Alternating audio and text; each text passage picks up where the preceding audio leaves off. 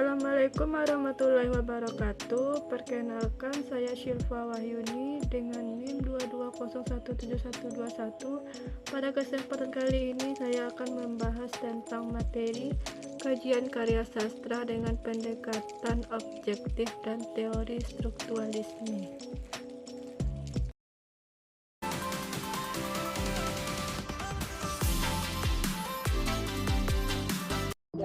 Baiklah, kita akan masuk kepada materi yang pertama, yaitu teori strukturalisme.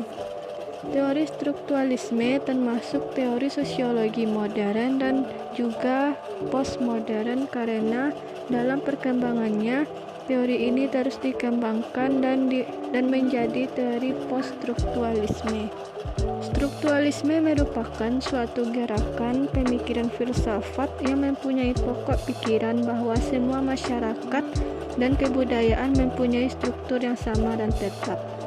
Ciri khas strukturalisme telah memusatkan pada deskripsi keadaan aktual objek melalui penyelidikan penyingkapan sifat-sifat intrinsiknya yang tidak terikat oleh waktu dan penetapan hubungan antara fakta atau unsur-unsur sistem tersebut melalui pendidikan. Strukturalisme menyikap dan melukiskan struktur ini dari suatu objek, hierarkinya, kaitannya timbal balik antara unsur-unsur pada setiap tingkat. Kajian tentang strukturalisme meliputi lapangan yang cukup luas dan melibatkan banyak ahli sastra dan linguistik dari sisi substansi dan pandangan para ahli.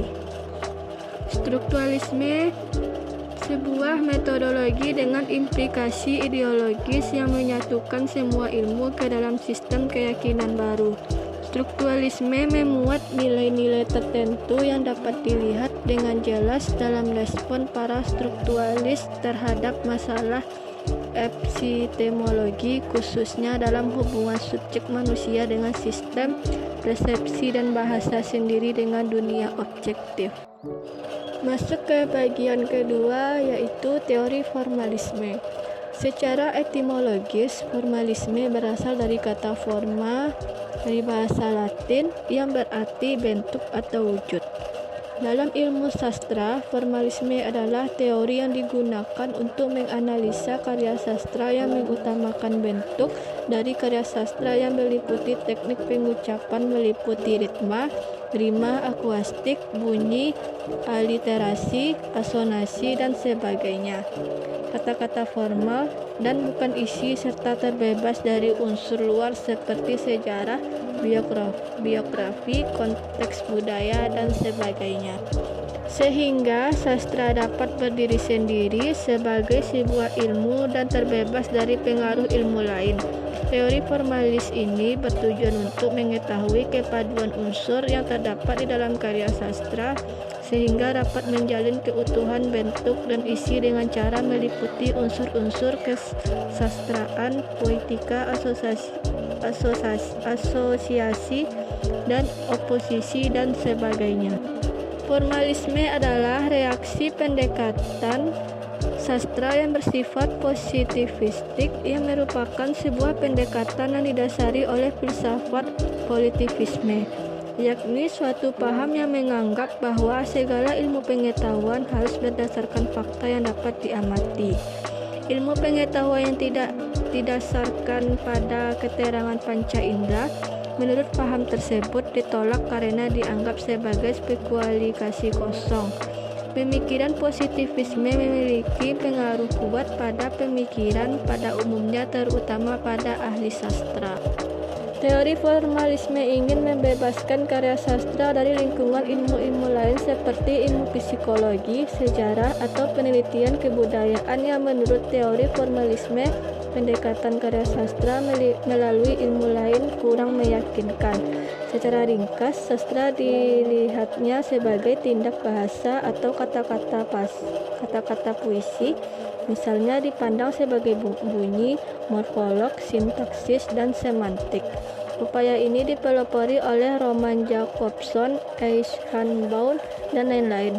Karena lahir di Rusia, teori ini dikenal dengan teori formalisme Rusia, yang nantinya melahirkan teori strukturalisme dan ragamnya, pasca strukturalisme, seperti semiotik, strukturalisme genetik, dan yang lainnya. Berdasarkan teori formalisme Rusia, merupakan karya otonom yang harus diteliti dari karya itu sendiri, intrinsikalitasnya, bukan dari sisi luarnya, ekstrinsikalitas. Teori ini karena teori tersebut lebih menekankan keindahan aspek, sebab itu yang dalam proses kritik sastra dalam teori formalisme adalah close reading, pembacaan secara mikroskopis, atau karya sastra sebagai bahasa keindahan. Menurut teori formalisme, karya sastra mengalami defamiliasi dan deotonomisasi. Sastra memiliki sifat aneh atau asing karena sastra merupakan hasil sulapan, proses kreatif, pengarang di mana di dalamnya terdapat estetika bentuk bahasa dan merupakan hasil eksploitasi rasa, imajinasi, dan logika yang di dalamnya juga terdapat estetika makna. Masuk kepada bagian yang ketiga, teori strukturalisme genetik. Strukturalisme genetik merupakan salah satu jenis teori sosiologi sastra yang dikembangkan oleh Lucien Goldman dari Prancis. Strukturalisme genetik mengkaji karya sastra dalam hubungannya dengan pandangan dengan dunia kelompok sosial pengarang. Ciri khas strukturalisme genetik adalah memahami dan mengkaji karya sastra berdasarkan aspek genetik atau asal-usulnya, yaitu dalam hubungannya dengan pengarang dengan dunia kelompok sosialnya, serta kondisi sosial historis yang melatar belakangi penciptaan karya sastra. Dalam memahami asal-usul karya sastra, strukturalisme genetik memandang karya sastra sebagai ekspresi pandangan dunia kelompok sosial pengarang. Dari sudut pandang sosiologi sastra, strukturalisme genetik memiliki arti penting karena menempatkan karya sastra sebagai data dasar penelitian, memandangnya sebagai suatu sistem makna yang berlapis-lapis yang merupakan satu totalitas yang tidak dapat dipisahkan. Hakikatnya, karya sastra selalu berkaitan dengan masyarakat dan sejarah yang turut mengkondisikan penciptaan karya sastra, walaupun tidak terpengaruh dari faktor luas tersebut. Berdasarkan sejarahnya, teori strukturalisme genetik muncul sebagai tanggapan atau reaksi atas teori sebelumnya. Pada teori strukturalisme murni menganggap bahwa sebuah karya sastra hanya dikaji di ranah karya sastra itu sendiri, tanpa melibatkan latar belakang sejarah di dalamnya. Berkaitan dengan masalah tersebut, Theo dikutip Endraswara bahwa teori strukturalisme murni atau yang disebut dengan strukturalisme klasik kurang berhasil. Hal ini disebabkan oleh pemaknaan teks sastra yang menyebabkan pengarangnya sebagai pemberi makna akan berbahaya terhadap analisis karya tersebut. Menurut Theo, strukturalisme murni memiliki kelemahan antara lain: yang pertama, analisis struktur karya sastra belum menjangkau secara keseluruhan teori sastra dan justru tidak berdasarkan teori sastra yang lengkap dan tepat. Hal ini justru akan menimbulkan tanda dalam mengembangkan teori sastra yang dinilai sangat penting. Kedua, karya sastra tidak dapat diteliti secara terasing dan terpisah, tetapi harus dipahami dalam rangka sistem sastra dengan latar belakang sejarah. Adanya struktur objektif pada karya sastra makin diragukan. Peran pembaca sebagai pemberi makna dalam interpretasi karya sastra makin ditonjolkan dengan segala konsekuensinya untuk menganalisis struktur. Yang keempat, analisis yang menekankan otonomi karya sastra juga dapat menghilangkan konteks dan fungsinya, sehingga karya sastra itu kehilangan relevansi sosialnya. Masuk kepada bagian yang keempat, yaitu pendekatan objektif. Abrams dalam Sarjono menyatakan keberagaman teori ini dapat dipahami dan diteliti jika berpangkal pada situasi karya sastra secara menyeluruh. Terdapat 4 pendekatan dalam menganalisis dan mengkaji karya sastra, yaitu pendekatan yang menonjolkan kajiannya terhadap peran pengarang sebagai pencipta karya sastra disebut pendekatan ekspresif. Pendekatan yang lebih menitikberatkan pada peran pembaca sebagai penyambut atau penghayat sastra yaitu pendekatan pragmatik. Pendekatan yang lebih berorientasi pada aspek referensial dalam kaitannya dengan dunia nyata yaitu pendekatan mimetik.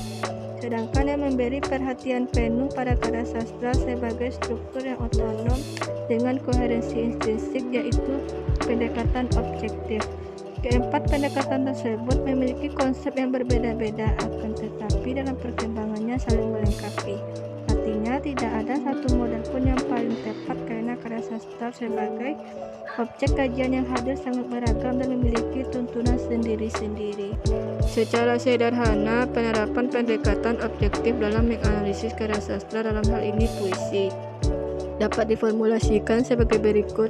Yang pertama, mendeskripsikan unsur-unsur struktur karya sastra. Yang kedua, mengkaji keterkaitan antar makna antar unsur-unsur yang satu dengan lainnya. Yang ketiga, mendeskripsikan fungsi serta hubungan antar unsur intrinsik karya sastra yang bersangkutan. Adapun langkah-langkah menelaah puisi yaitu dikemukakan oleh Waluyo. Tahap pertama menentukan struktur karya sastra, yang kedua menentukan penyair, dan yang ketiga menelaah unsur-unsur, dan yang keempat sintesis dan interpretasi. Dengan keempat tahap tersebut dapat dipahami sebagai struktur dan sebagai suatu kesatuan yang bulat dan utuh. Sejalan dengan itu, Jojo Suroto mengemukakan analisis strategi pemahaman puisi. Strategi tersebut dimulai dengan yang pertama pemahaman makna kata, yang kedua pemahaman bahasa dan bait, dan yang ketiga pemahaman totalitas makna.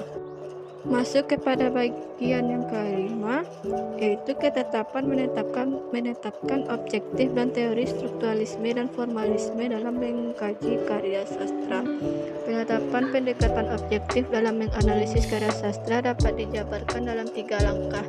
Pertama, mendeskripsikan unsur-unsur karya sastra. Kedua, mengkaji keterkaitan makna antar unsur-unsur yang satu dengan lainnya. Yang ketiga, mendeskripsikan fungsi serta hubungan antar unsur intrinsik atau karya yang bersangkutan.